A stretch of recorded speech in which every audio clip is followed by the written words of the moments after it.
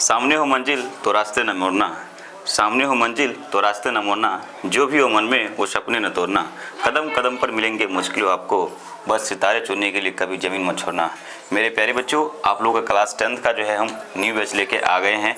जो भी बच्चे क्लास 9th का भी परीक्षा दिए हैं और क्लास में 10th में चले गए हैं और 2026 में क्लास 10th की तैयारी कीजिएगा, तो उसके लिए हम लोग जो है ऑनलाइन बैच लेके आ गए हैं। मतलब सब सब्जेक्ट का आप लोग का ऑनलाइन बैच जो है दिलदार मैथ क्लास यूट्यूब चैनल पर मिलने वाले हैं। तो आप लोग देख सकते हैं कि यहाँ पर जो बायोलॉजी का क्लास आज शुरू होने वाला है। बायोलॉजी क्लास शुरू होने से पहले हम लोग जो है शिक्षक की गण है ना, तो इनके बारे में थोड़ा सा इंट्रोडक्शन हम दे देते हैं। और सारा सब्जेक्ट का क्लास आप लोग को ऑनलाइन और ऑफलाइन माध्यम से होता है। तो ठीक है, देखिए सबसे पहले ये मनोज सर है। ठीक है, मनोज सर बायोलॉजी पढ़ाते हैं। बायोलॉजी पढ़ाने के दौरान संस्कृत ग्रामर भी पढ़ाते हैं। ठीक है, उसके बाद हिंदी भी पढ़ाते हैं। उसके बाद देखिए मैं संतोष सर मैथ पढ़ाता हूँ, फिजिक्स पढ़ाता हूँ और संस्कृत बुक पढ़ाता हूँ। राहुल सर है, ये आप लोगों को केमिस्ट्री पढ़ाएंगे, हिंदी व्याकरण पढ़ाएंगे और एसएसटी का पोर्शन हम सब मिलके क्या करते हैं, पूरा करते हैं। तो बाबू इस बार हम लोग का रिजल्ट बहुत अच्छा रहा है। तो आप लोग भी अगर तैयारी करना चाहते हैं, आप लोग देख ही रहे हैं आप लोगों को किस प्रकार से मैं बताता हूँ, ज़बरदस्त तरीका से और प्रैक्टिकल तरीका से हमारे यहाँ पढ़ाया जाएगा। और मतलब सभी जो है सब्जेक्ट के और भी शिक्षकगण हैं, आज नहीं आ पाए हैं तो और भी शिक्षक है, बाकी सभी शिक्षक के द्वारा आप लोग को जो तैयारी बहुत ज़बरदस्त कराया जाएगा।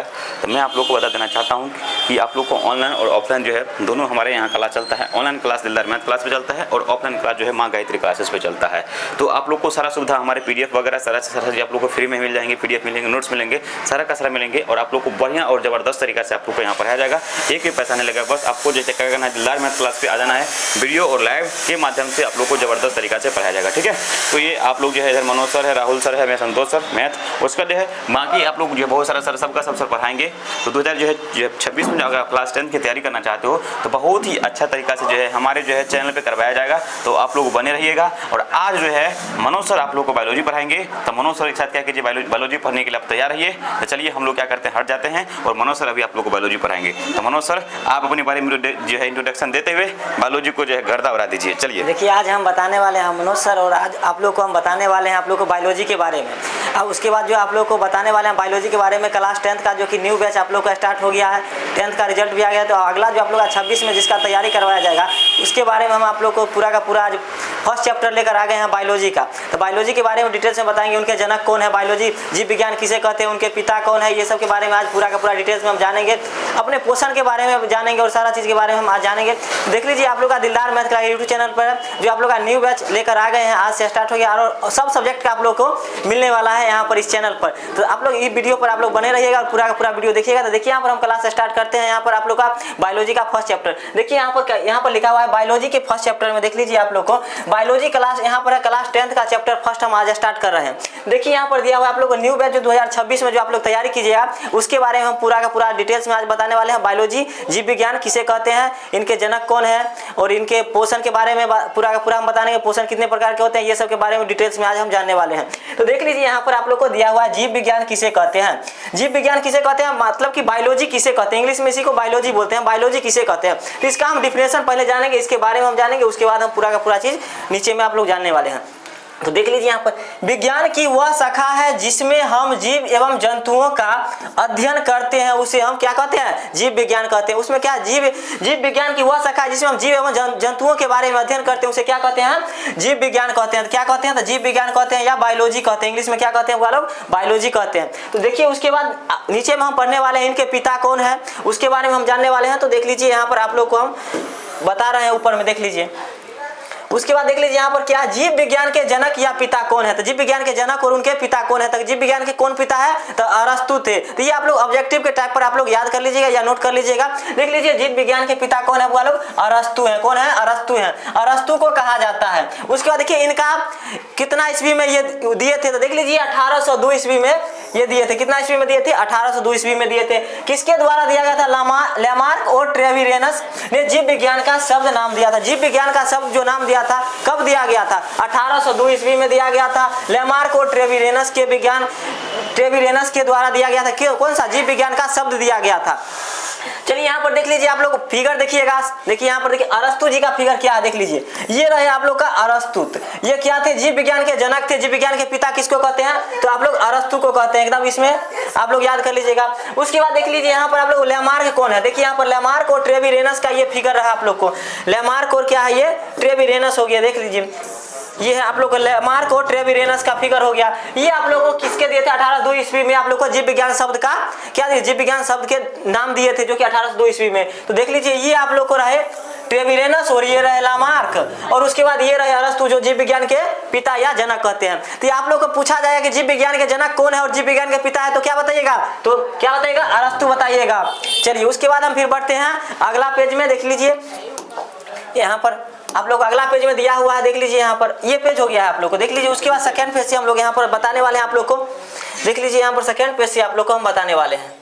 चलिए यहाँ से एक मिनट देखिए यहाँ पर अभी आप लोग को हम बता दिए जीव विज्ञान के बारे में। उसके बाद हम नीचे में जानेंगे जीव विज्ञान शब्द कहाँ से आया और कौन सा सबसे मिलकर बना है। तो देख लीजिए यहाँ पर आप लोग को बायोलॉजी हो गया, इंग्लिश में जीव विज्ञान को क्या कहते हैं, वो लोग क्या कहते हैं, बायोलॉजी कहते हैं। देख लीजिए ये हो गया जीव विज्ञान शब्द। जीव विज्ञान शब्द किस भाषा से लिया गया है, किस भाषा से लिया गया है, तो ये ग्रीक भाषा से लिया गया है। कौन सा भाषा से लिया गया है वो लोग, ग्रीक भाषा, ग्रीक भाषा से लिया गया है। कौन सा, जीव विज्ञान शब्द लिया गया है। उसके बाद देखिए यहाँ पर बायोलॉजी कितने शब्दों से मिलकर बना है, जीव विज्ञान कितने शब्दों से मिलकर बना है, तो देखिए यहाँ पर दिया हुआ है आप लोग को बायोलॉजी कितना है, दो शब्दों से मिलकर बना है, बायोस और लोगोस। देखिए बायोस का अर्थ क्या होता है, देखिए यहाँ पर दिया हुआ है ना बायोस, ये हो गया BIOUS बायोस इंग्लिश में, और इंग्लिश शब्द भी वही है जिसका अर्थ क्या होता है, देखिए जीवन, जीवन मतलब क्या, लाइफ होता है। देखिए जीवन का मतलब क्या होता है, लाइफ। और लोगोस का अर्थ क्या होता है, जिसका अर्थ क्या निकल कर, अध्ययन, स्टडी, स्टडी, जिसका अर्थ लोगोस का अर्थ क्या होता है, अध्ययन करना या स्टडी करना।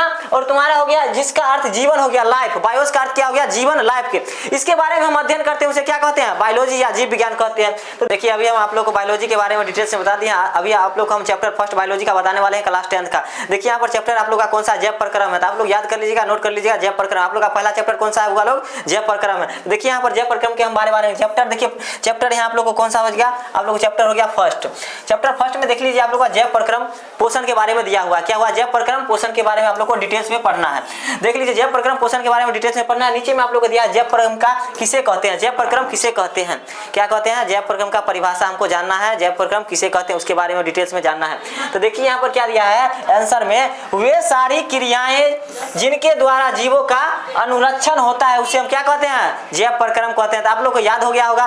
देख लीजिए इसका आंसर आप लोग को, वे सारी क्रियाएं जिनके द्वारा जीवों का अनुरक्षण होता है उसे हम जैव प्रक्रम कहते हैं। तो यहाँ पर अनुरक्षण क्या हो गया बुआ लोग, देखिए यहाँ पर ये अनुरक्षण जो है ये क्या हो गया, देखिए अनुरक्षण का मतलब क्या होगा, देखिए देख रेख करना, अपने शरीर को किसी चीज को देखना, मेंटेनेंस में रखना। देखिए कोई भी कहीं जाते हैं घूमने उमने के लिए तो क्या अपना मेंटेनेंस पूरा करके जाते हैं कि जो अच्छा लगे। तो ये क्या है, पोषण हमारे जैव प्रक्रम क्या मेंटेनेंस करने का काम करता है। यहाँ पर देख लीजिए अनुरक्षण करने का काम करता है, उसे हम जैव प्रक्रम कहते हैं। इसके उदाहरण में या जैसे में दिया हुआ है आप लोग को, देखिए भोजन करना, सांस लेना, ये सब क्या है आप लोग को अनुरक्षण कर रहा है, आप लोग को मेंटेनेंस रखने के लिए ये सब क्या है जरूरत होता है। उसके बारे में देखिए यहाँ पर आप लोग को दिया हुआ है, आप लोग को ये सब क्या, ये सब आप लोग डाइट अगर लेते हैं तो ये सब क्या है, बॉडी को क्या रखेगा, मेंटेनेंस रखने का काम करने लगेगा। देख लीजिए आप लोग ये सब जो, ये सब जितना भी सारी क्रियाएं हैं ये सब आप लोग को क्या मेंटेनेंस करने का काम करता है, ये सब क्या है आप लोग को मेंटेनेंस करने का काम करता है। देख लीजिए यहाँ पर चिकन हो गया, बहुत सारा यहाँ पर हो गया, देख लीजिए यहाँ पर मछली का हो गया, ये सब क्या है आप लोग को सारा चीज है मेंटेनेंस करने का काम करता है। ये सब देखिए अनुरक्षण करने का काम करता है बॉडी को, देखिए इसी को कहते हैं जैव प्रक्रम कहते हैं। उसके बाद देखिए हम अगला बढ़ते हैं आगे की ओर।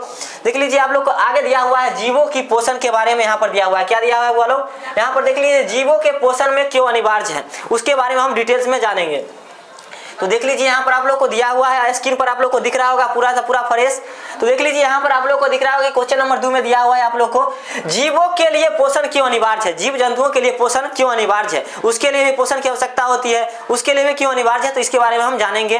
तो देख लीजिए यहाँ पर आप लोग को दिया है, हम जानते हैं कि जीव एवं जंतुओं को भोजन की आवश्यकता होती है। हम जान रहे हैं कि भोजन को, जीव जंतुओं को क्या होता है, भोजन की आवश्यकता होती है, भोजन की आवश्यकता होती है। उसके बिना जीवन में वृद्धि एवं विकास नहीं हो सकती है, इसलिए जीवधारियों के लिए पोषण आवश्यक है। जीवधारियों के लिए, जीव जंतु के लिए, हमारे लोग के लिए भी, मनुष्य के लिए भी क्या है, पोषण अनिवार्य है। भोजन के बिना कोई जीवित नहीं रह सकता है। तो देख लीजिए इसमें आप लोगों को कहा गया है कि जीवों के लिए पोषण क्यों अनिवार्य है।